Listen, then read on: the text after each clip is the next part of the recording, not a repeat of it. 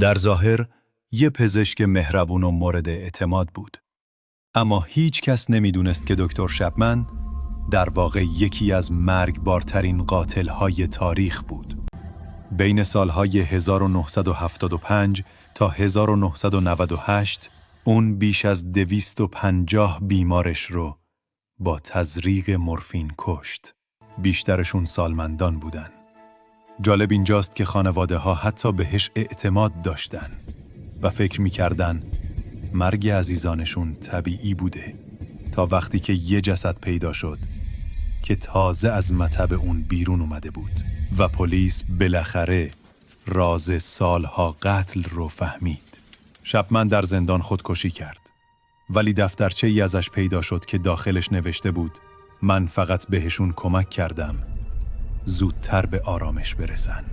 فکر میکنی همچین آدمایی هنوز بین ما هستن؟